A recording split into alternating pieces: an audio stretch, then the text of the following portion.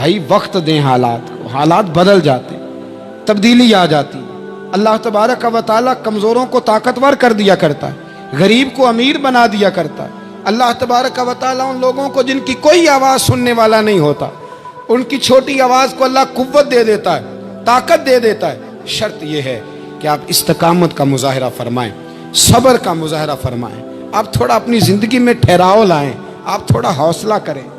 آپ فوری طور پر وہ راتوں رات امیر ہونا، راتوں رات باوقار ہونا، راتوں رات چھا جانا۔ ہمارے ایک بزرگ فرمایا کرتے تھے، جتنا تیز دوڑو گے نا سامنے سے ہوا بھی اتنی تیز ہی پڑے گی۔ فرماتے تھے اگر بس پہ سیٹ نہیں نہ ملی، پچھلی بس کا انتظار کر لو، چھت پہ بڑی ہوا لگتی ہے، اور اگر تم جلد باز ہونا کہ جانا میں نے ابھی ہے، تو فرمایا پھر چھت پہ بیٹھنا پڑے گا تو ہوا بڑی تیز پڑے گی۔ پھر تھوڑا تھوڑا کر کے، حوصلہ کر کے، احتیاط کے ساتھ آپ سفر کریں، اپنی زندگی میں وہ استقامت لائیں جو ہمارے بزرگوں کا طریقہ ہے، وہ حوصلہ لائیں جو ان کو بڑا کرتا تھا، وہ والا ماحول لائیں جس سے ان لوگوں کے اندر طاقتیں آئیں۔ تو بھائی یاد رکھیں، آپ حالات کو وقت دیں، حالات کو۔ آپ چلے گئے ڈاکٹر کے پاس دوائی لینے، اس نے آپ کو دوائی دے دی 1 مہینے کی، اس نے کہا 1 گولی صبح کھانی 1 شام کھانی، یہ سیرپ ہے اتنا بڑا، 1 چمچ صبح پینا 1 شام پینا ہے۔ تو آپ نے کہا نہیں میں نے تو 2 گھنٹے میں ٹھیک ہونا ہے، تو ساری بوتل ہی نہ پی جاؤں، ساری گولیاں اکٹھی نہ کھا جاؤں، چونکہ ٹھیک جو ہونا ہے ہو جائیں گے آپ ٹھیک۔ وہ کہتا ہے 1 چمچ پینا ہے، 2 نہ پی لینا، یہ دوسرا اثر بھی ہو سکتا ہے، سائیڈ افیکٹ بھی ہو سکتے ہیں، آپ اس کو احتیاط سے لینا۔ اور کچھ گولیاں ایسی ہیں جو ڈاکٹر کہتا ہے پوری نہیں کھانی، آدھی کھانا، تو پھر پوری کھا لیتے ہو۔ بھائی تھوڑا انتظار کریں، آپ جہاں کھڑے ہیں، جس مقام پہ کھڑے ہیں، استقامت کا مظاہرہ کریں، تھوڑا وقت دیں، بڑی بات نہ کریں لیکن تھوڑا ٹائم دیں، تھوڑا حوصلہ کریں۔ ہم فوراً رزلٹ اناؤنس کرتے ہیں، فوراً۔ میرے سنگی کئی دفعہ کہتے ہیں کہ حضرت صاحب آپ کیسا محسوس کرتے ہیں، تو میں کہتا ہوں میں تو سیدھا محسوس کرتا ہوں۔ ہمیں لوگ فون کرتے ہیں ٹائم دو، جس کو دے دیا اس کے کاغذوں میں ویری گڈ ہے، اور جس کو نہیں دیا وہ سلام بھی نہیں لیتا، فون بند کر دیتا ہے، چھٹی۔ ویری گڈ آپ اس کے کاغذوں میں ہے جس کی بات پہ آپ پورے، اور جس کو آپ کہہ رہے ہیں کہ نہیں ذرا تو پیار کر، محبت کر، تو ٹائم دے، تو وہ اس بات کے لیے تیار ہے۔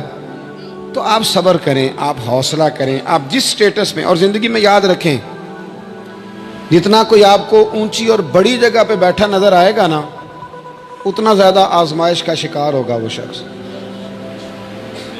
اس کے لیے روز ایک چوراہا ہے، روز ایک چوک ہے۔ اگر 20 لوگ آپ سے روزانہ رابطے میں ہیں تو آپ ایک جگہ پہ جا سکتے ہیں، یا 2 جگہ پہ 17-18 نے آپ سے ناراض ہونا ہے۔ آپ محسوس کریں اس بات کو۔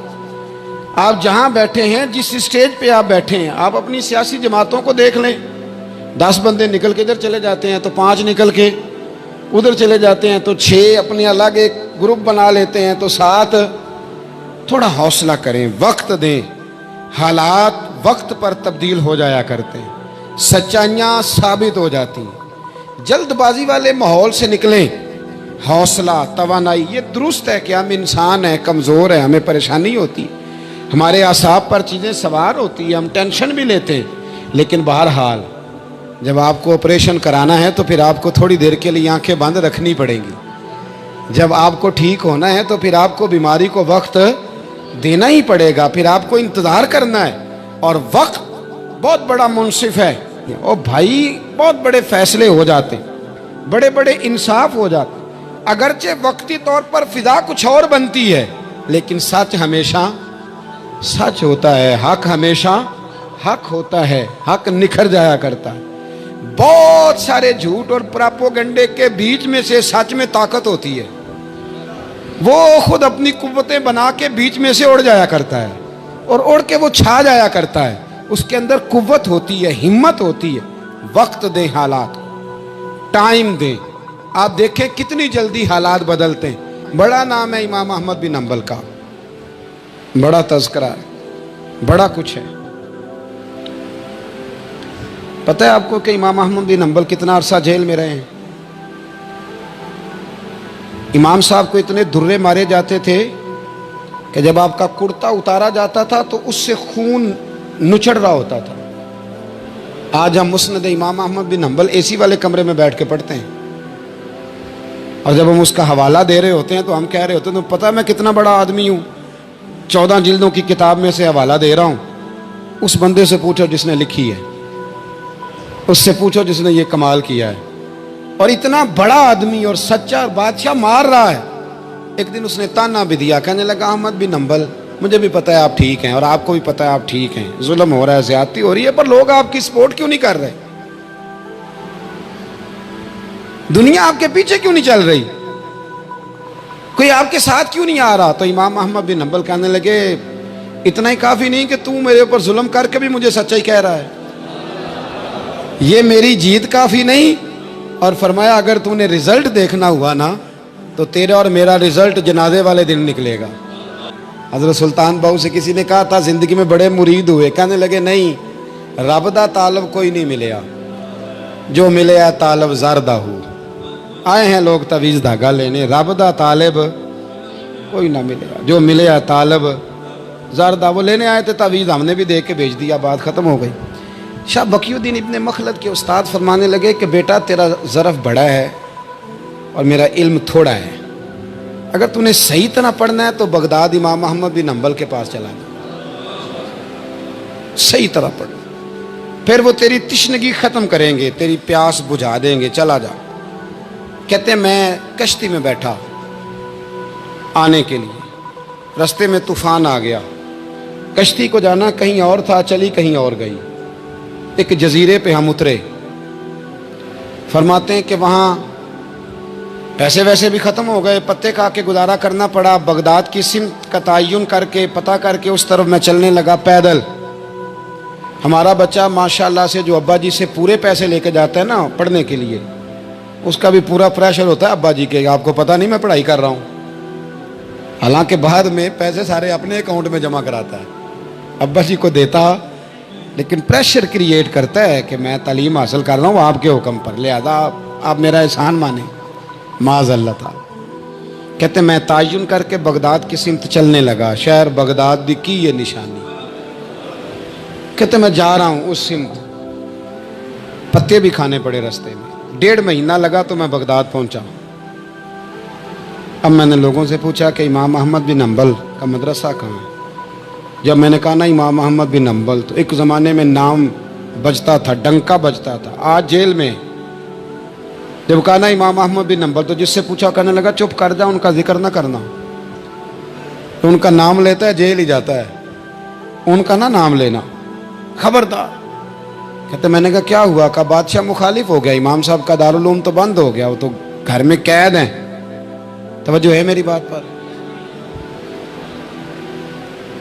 یہ ذوق اگر اسٹوڈنٹ کا بنتا ہے نا تو استاد پڑھانے والا نہ بھی نہ ہو تو وہ استاد کے سینے سے علم کھینچ لیا کرتا ہے، کھینچ لیا کرتا ہے. خواجہ فقیر محمد چرائی رحمۃ اللہ علیہ کے ایک مرید تھے، تو حضرت نے انہیں بڑا کچھ نوازا. تو کچھ لوگ کہنے لگے حضرت جی اسی کو سارا کچھ دے دیا ہے. فرمانے لگے بیلیاں ادیاں داواں ہی بڑیاں سن، یہ تو مینوں ریڑک کے مکھن کٹ کے لے گیا ہے. ادیاں داواں ہی بڑیاں سن. کچھ لوگ ہوتے ہیں نا پیارے، انہیں طریقہ ہوتا ہے دعا لے لیتے ہیں، اور کچھ کہتے رہتے ہیں حضرت جی دعا کرنا، اور دعا لینے والا کام کوئی نہیں کرتے، کہتے رہتے ہیں دعا کرنا. کہتے میں لوگوں نے کہا کہ وہ مدرسہ بند ہے، آپ کہاں جائیں گے؟ تو میں نے کہا میں کہیں بھی جاؤں کوئی ذریعہ حضرت تک پہنچنے کا. کوئی ذریعہ نہیں. ان کے گھر کو بادشاہ نے سب جیل بنا دیا، سپاہی دروازے پہ کھڑے. آپ نے فرمایا پھر بھی ایک بندہ کہنے لگا اتنی نیکی کر سکتا ہوں کہ میں تمہیں ان کا دروازہ دکھا سکتا ہوں. آپ فرمانے لگے میرے لیے اتنا بھی کافی ہے، ذکر حبیب کم نہیں وصل حبیب سے، اتنا بھی میرے لیے کافی ہے. اس نے دور سے کھڑے ہو کے کہا وہ جہاں سپاہی کھڑے ہیں نا وہ امام صاحب کا دروازہ ہے. شاہ بقی الدین صاحب کہتے ہیں میں نے کہا تو اب جا، اب دیکھنا میں علم کیسے حاصل کرتا ہوں. صبر دیکھو، استقامت دیکھو، حوصلہ دیکھو. آپ فرماتے ہیں کہ میں نے نا اپنے سر سے ٹوپی اتار کے کسی کو دے دی، اور بال میں نے بخیر ڈالے سارے. ایک جگہ سے 2 جگہ سے کرتا میں نے پھاڑ لیا، ہاتھ میں نا میں نے پیالہ پکڑ لیا مانگنے والا، तेनू लब दिया आप गवाचे। मैंने ना प्याला पकड़ लिया हाथ में मांगने वाला, और जिस जगह गली में इमाम साहब का घर था ना, पहले कोने पे सदा लगाई, 1 दिनार का सवाल है। कहते हैं 1 दिनार मिला, फिर दूसरे दरवाजे पे आया, 1 दिनार मिला, फिर तीसरे दरवाजे पे आया। मजनू बन के विच बाजारां कदी कखा वांग रुलाए ते कदी कुहाया कुंभा सारा, सिर नेजे उत्ते चढ़ाए। सजना यार मनाउण दी खातर असां की पेश वटाए। फरमाते मैं ना मांगने वाला, भिकारी बन के मांगने वाला नहीं, मैं अमीर बाप का बेटा था पर मैं मांगने वाला बन गया। मैंने फटे पुराने कपड़े, एक दरवाजे पे 1 दिनार। इमाम साहब का भी दरवाजा आया, कहते मैंने सदा दी, 1 दिनार चाहिए था। कहते इमाम अहमद बिन हंबल दरवाजे तक आए, और जब मेरे प्याले में कासे में दिनार डालने लगे तो मैं रो पड़ा। मैंने कहा मेरे महबूब करीम की हदीसों के वारिस और जानशीन, मैं तो कहाँ से चला हूँ, तुझसे हदीस सीखने आया हूँ। मुझे खैरात ना दे, मुझे मेरे मुस्तफ़ा की 2 हदीसें पढ़ा दे। तो कहते हैं शेख की आंखों में, इमाम साहब की आंखों में आंसू आ गए। फरमाने लगे यार मैं भी सोच रहा था स्टूडेंट ही कोई नहीं, किससे हबीब की बातें करूं, आज तो पढ़ा दूंगा तो कल कैसे आएगा। अर्ज की हुजूर जब तक आप जेल में रहेंगे मैं भिखारी बना रहूंगा। मांगना जो है नौकर की ते नखरा की, जब लेना जो है तो खत्म हो गई बात, प्याला सीधा रखेंगे। आप फरमाते हैं कई महीने, 1 2 4 दिन नहीं, कई महीने मैं हाथ में ना प्याला ले लेता और गलियों में घूमता। 1 दिनार का सवाल है। इस्तकामत, सबर, हौसला। आप फरमाते हैं इमाम अहमद बिन हंबल का दरवाज़ा आता तो वो 1 दिनार भी रोज़ देते और हदीसें भी रोज़ ही पढ़ाते। आप फरमाते हैं कि फिर वक्त बदल गया, फिर हालात तब्दील हो गए, बादशाह चला गया और नया आ गया। फरमाते हैं वो इमाम साहब का अकीदतमंद था, उसने मदरसा बड़ा बना के दिया, उसने मसनद बिछा के दी। पहले दिन जब इमाम साहब मसनद हदीस पर जुब्बा पहन कर, इमामा बांध कर, खुशबू लगा कर मिंबर पर बैठे हदीसें बयान करने, फरमाते हैं जब मैं आया ना सामने तो मैं उन्हें देख के रो पड़ा, वो मुझे देख के रो पड़े। फरमाते हैं उन्होंने कहा रास्ता छोड़ दो, इसे आगे आने दो। जब मैं आगे आया तो इमाम साहब फरमाने लगे पहले भी बड़ा पढ़ाया था, अब भी जिंदगी भर पढ़ाऊंगा, पर जिस सब्र और इस्तकामत से तूने पढ़ा है, जो मज़ा उन दिनों में आया है शायद दोबारा कभी ना आए। थोड़ा हौसला पैदा करें, थोड़ा इस्तकामत का मुजाहरा करें, थोड़ा सा ना। वो हज़रत ख्वाजा निज़ामुद्दीन साहब से एक शख्स ने आके कहा था मेरा पीर कामिल नहीं तो मैंने बदलना है। फरमाया शरीक कबाहत तो कोई नहीं। कहने लगा नहीं। तो आप फरमाने लगे तो अल्लाह की रज़ा के लिए खिदमत कर, हो सकता है तेरी खिदमत की बरकत से अल्लाह उसे कामिल कर दे, अल्लाह कामिल बना दे, तेरी बरकत से ही कामिल हो जाए।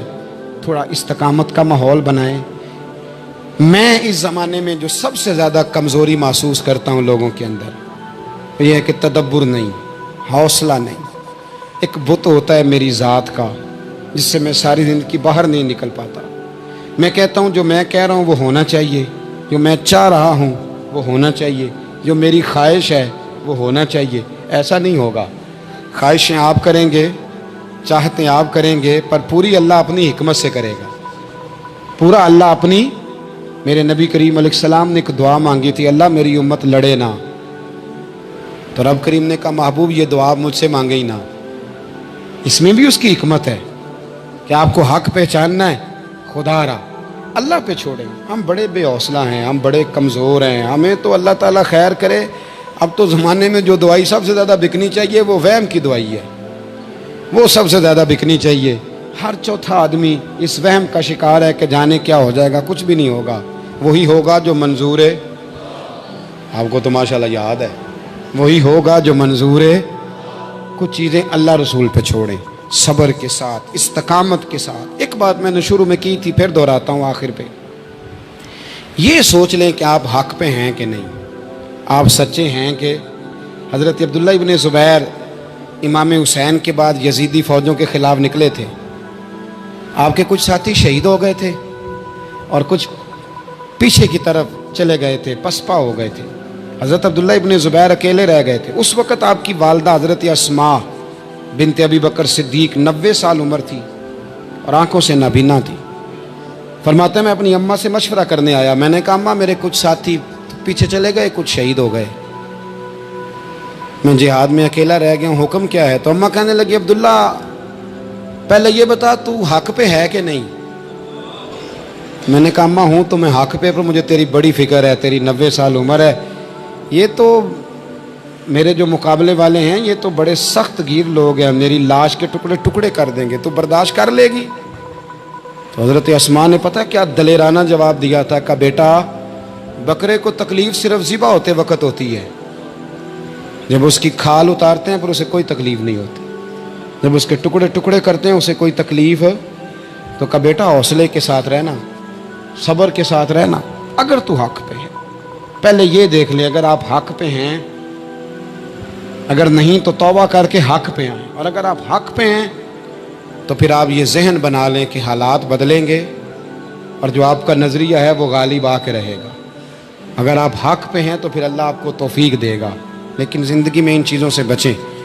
امام اعظم کے خلاف سازش رچی گئی،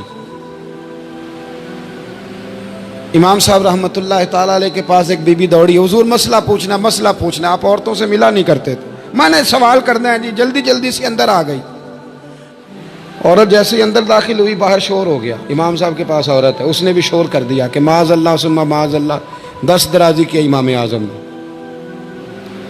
لوگ امام صاحب سے کہنے لگے اب پراپوگنڈا ہو گیا، سارے شہر میں بات پھیل گئی، حضور آپ جواب دیں، آپ بھی کو بات کریں۔ فرمانے لگے کیا جواب دوں، بی بی اکیلا تھا، میں اندر آئی ہے، باہر شور ہوا ہے، عورت کہہ رہی ہے میں اکیلا تھا، میں جواب دوں بھی تو میری گواہی کون دے گا، میرے ساتھ کھڑا کون ہوگا، اس وقت کون ہے جو اٹھ کے کہے گا کہ نہیں نہیں ایسی بات کوئی نہیں، یہ تو ماحول تو اور رخ اختیار کر گیا، تو حضور اب کیا کرنا ہے؟ تو آپ فرمانے لگے کرنا کیا ہے، میں کوئی لاوارث ہوں، رب رسول کا ماننے والا ہوں، میں فیصلہ اپنے اللہ پہ چھوڑتا ہوں، وہ بھی تو عدالت ہے نا۔ مصیبت یہ ہے کہ میں اور آپ سارے فیصلے خود کرنا چاہتے ہیں، حالانکہ خود کچھ فیصلے چھوڑ دینے چاہیے، وہی ہوں تو بہتر ہیں۔ فرمایا اللہ رسول پہ چھوڑتا ہوں، ختم ہو گئی بات، اب میں دلیل دوں گا بھی تو میری سنے گا کون؟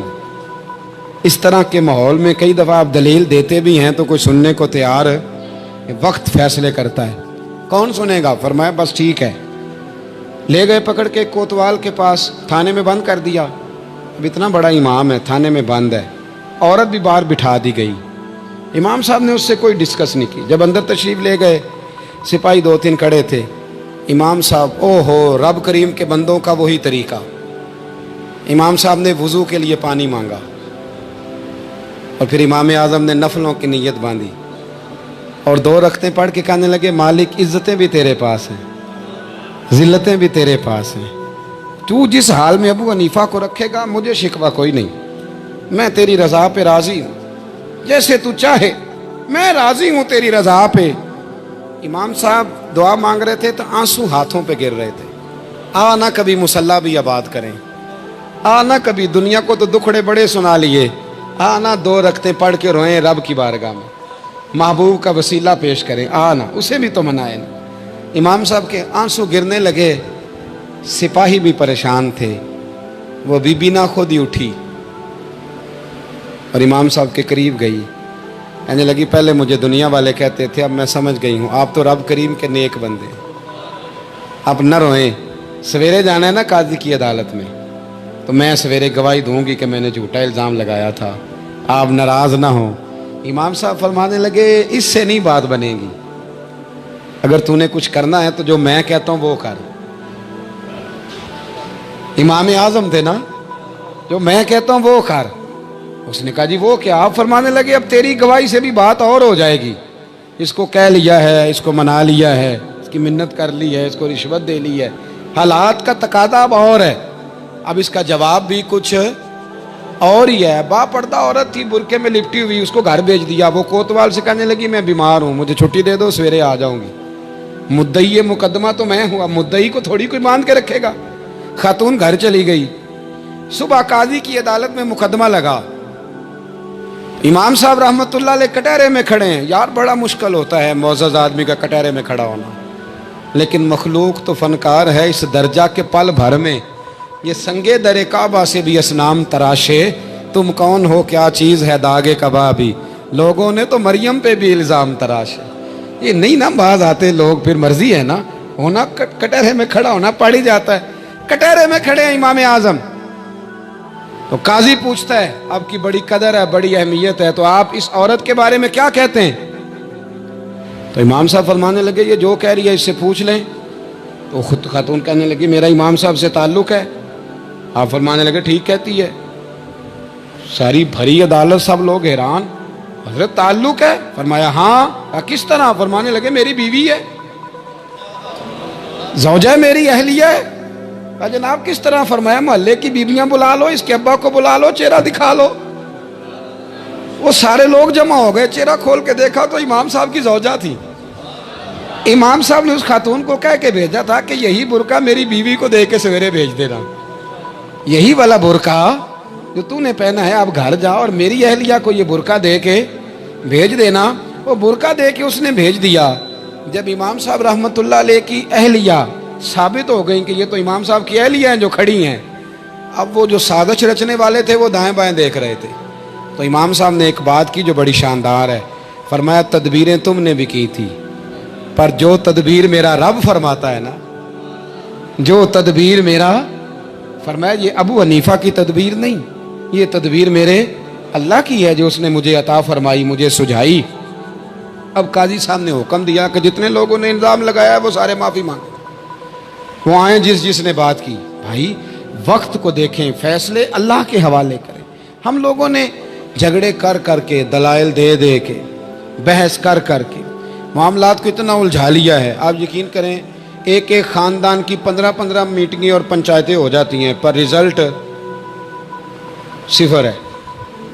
وہ جی وہ فلاں چودھری صاحب اس کے ساتھ مل گئے تھے، فلاں آدمی ادھر چلا گیا تھا۔ آپ تھوڑا وقت دیں، صبر کریں، استقامت کا مظاہرہ کریں۔ آپ دیکھیں حالات کس کروٹ بیٹھتے ہیں۔ کئی دفعہ صلح کی پیشکش کی جناب ابو سفیان کو، لیکن وہ مانتے نہیں تھے۔